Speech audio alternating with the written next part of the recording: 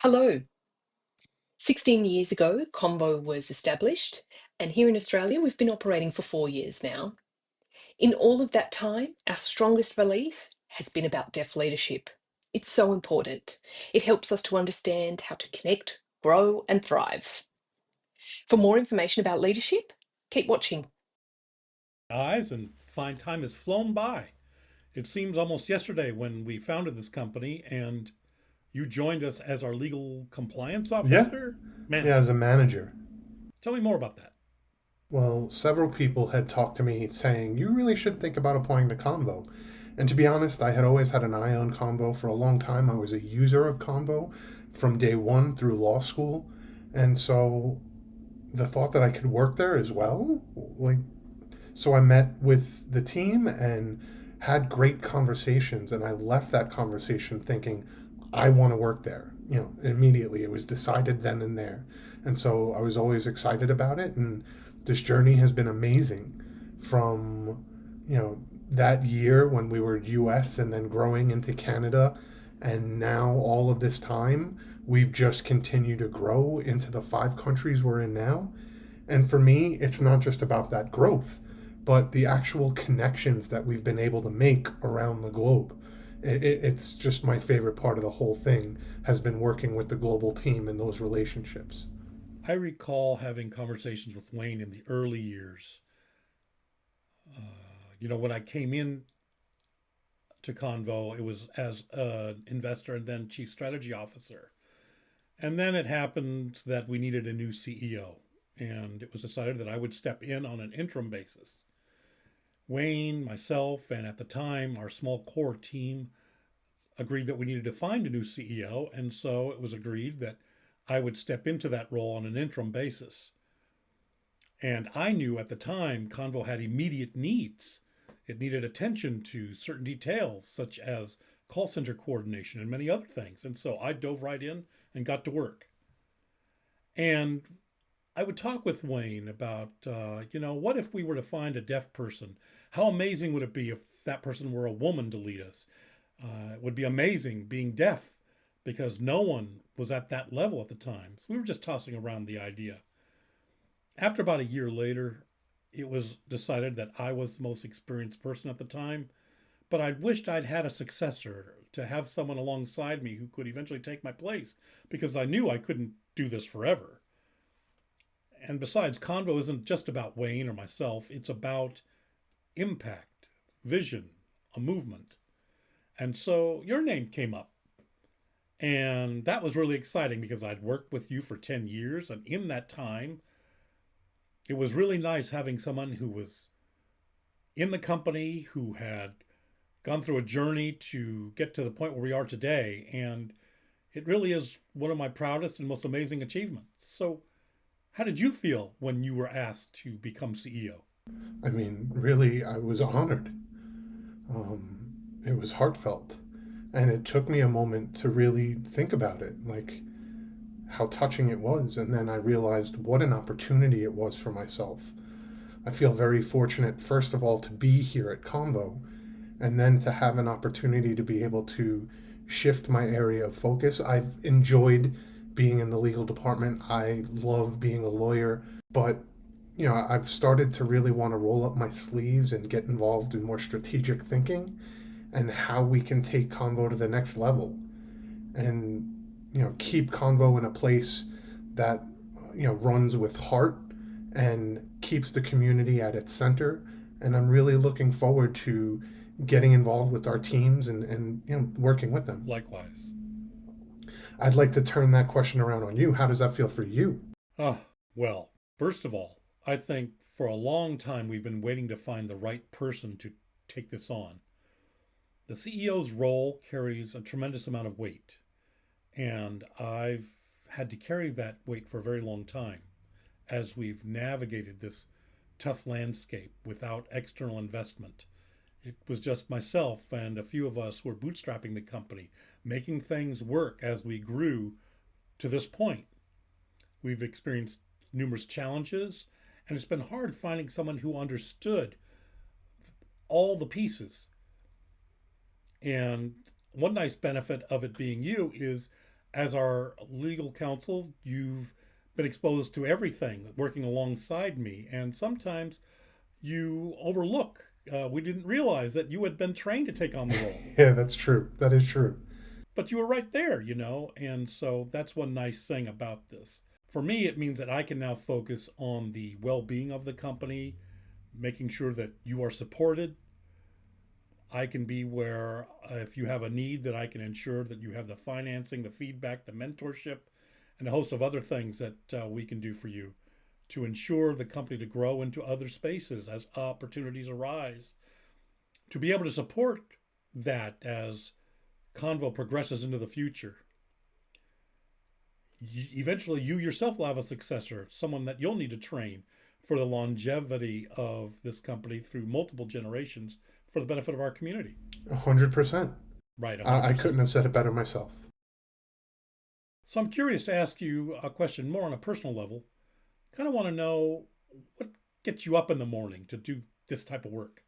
I think the same thing that's always motivated me, ever since I was a child. I always wanted to be able to connect. I wanted access to information. I was born deaf, and at the time, there wasn't closed captioning on television, and I complained about that. And when we got captioning, not all TV shows were captioned. And I mean, you remember that experience. I was frustrated, and I didn't just accept that frustration. I sent a letter of protest to different TV shows saying I wanted caption, and one actually did caption their show. And so that's something I've always embodied, wanting that access, wanting those connections, and wanting that for the entire community. It's just something that I've always been driven by, this sense of injustice. Something doesn't feel fair. I feel like, I just need to use my time to contribute to changing that. And I never actually thought that it's something I would be able to do in the world of business. I mean, I went into law thinking I would be a legal advocate, advocating for our rights, advocating for justice in different spaces. I never thought about what I could do in the business world, and Convo showed me that it was possible. And so coming here, I want to continue to bring forth that spirit of advocacy and, provide that to our consumers, and, work with those people who are interested in and wanting those connections, because connections are the foundation of human experience. If we aren't connected, it's not a natural feeling for people. We don't thrive. We're not able to maximize ourselves. Connections can change lives for the better. And that's what we're about. We want to make it possible for deaf people, myself, you, all of us, to be able to connect at the moment of intent and not have to wait, not have to schedule an interpreter, not feel like I'm always behind, right? Not say, oh, all right, if I'll see you tomorrow at 3 if I need an interpreter, or maybe I need 2 weeks to Right schedule away. it. But, connect at the moment of intent. That's something we strongly believe in. That's something we want to deliver on. That, in a way, gives our community the ability to control that. That centers the deaf person. And I think that's, what we want to do, challenge the status quo. The system is designed by people who don't need the system, who don't use or rely on access to interpreters or captioning or whatever is designed. They designed it to be incongruous. Agreed. It doesn't fit. And so for me, this is something that feels like a perfect fit, bringing my advocacy skills to Convo. And I'm just so grateful for the opportunity. I thank you for what you've done thus far, for our employees, our customers. It's taken all of us Absolutely. together to get aligned and make those connections and to keep us going. Right. Everyone's involved in this for the long haul. I agree. Another personal question I want to ask. You said something about your involvement in the captioning front. You said you sent a letter. What was that? You sent a letter? Can you tell me more? I want to understand about that. Sure. So, if you remember a TV show that used to be on, Mr. Rogers. Of course. Well, when I was little, I would watch Mr. Rogers, but it wasn't captioned, right? And so I could vaguely understand what was going on in the shows, but there was a part of the show that was just done with puppets. right? And so the mouths didn't even move. You didn't really understand. If you tried to lip read, there were no lips to read. And so I would just imagine what they were talking about. And so I remember my parents eventually bought a captioning machine, and I was so excited. It was that Right, the really set-top big box box with with the dials. dials. But my favorite show still wasn't captioned, and I was so disappointed. Fortunately, my parents were the type of people who, helped me brainstorm what we could do. And they said, "Oh, maybe we can send a letter." And so I was okay. I had a letter in my own handwriting that I wrote out and asked them to caption their show because I'm deaf and I couldn't access it. And they sent a letter back saying, "No, little kids can't read." And I wrote them back saying, "You're wrong. My And if anything, God. captions will help us read. We'll learn better. So that's just another reason to have captioning on your show." And so they did, in fact, go ahead and start captioning Mr. Rogers.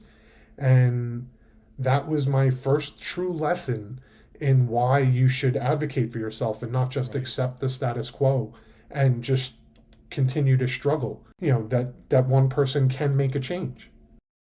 How did you doing that impact you on a personal level? It showed me that you can make a difference. One person can make a difference. Thinking about all of the children out there who, after that, were able to watch Mr. Rogers with captioning because I wrote a letter. It was a little mind blowing. Like, what else can we do if we just assume that we can't make a difference, right? If we just put ourselves out there to continue to make ripples that turn into waves. Sometimes we don't think about that. I mean, imagine you were a little girl. How old were you then? I was probably 5 or Five or 6. six. Wow, Now, just a little girl. mind you, in fairness, that back and forth probably took around a year, maybe 2, but it eventually worked. Yes, as a little girl at the age of 5, you changed the lives of Maybe. millions, thousands certainly. Uh, we now have captioning. We have people who even come from other countries who are benefiting from it, and you've impacted their lives. We often don't realize that with the work that we do, how every small step matters. Convo's philosophy is that conversations transform lives. What does that mean to you? That's a great question. I think starting with what conversations mean. What is a conversation? It's the ability for two people to come together, be able to connect, start a dialogue, start to understand each other, start to see each other, understand what each other is thinking, be able to empathize, to develop empathy for another, to develop an exchange of ideas and knowledge and connections that can reverberate and can end up really changing the course of somebody's life, whether it's yours or somebody else's, through an open exchange of ideas, through a moment of connection and empathy. We're not isolated in this world. We're not alone and separate. The deaf experience can often feel that way because we don't necessarily have those connections and those conversations. We miss out on those opportunities, whether it's a 2-minute conversation or whether it's a 1 hour long conversation. Both can be just as impactful on your life because it's a moment to connect. And we're committed to making it possible to deliver those conversations. So if you want to have a connection, you want to talk to someone, you can. I'm really looking forward to and I'm excited for being able to see those conversations happen through partnerships, through our employees, specifically through our interpreters, with our clients and our consumers, and figuring out as the world continues to evolve, as technology continues to evolve, as the opportunities change, what does that mean for Convo? And how can we better partner with people to change in a way that still continues to center the deaf person to get a top notch experience for those consumers and make sure that our interpreters are also able to deliver what they do best. Convo has always had a reputation about its interpreters, and why Convo is so great has been about its interpreters. I look forward to continuing to work with them as we evolve in the future to ensure that we can continue doing this amazing work that I'm so proud and honored to do with you. I'm really proud of what we've done here at Convo to this day and how we focused on centering the deaf person. around everything that we've done as we seek to revolutionize the industry. It's been a staid model for years, as you said. It's been status quo.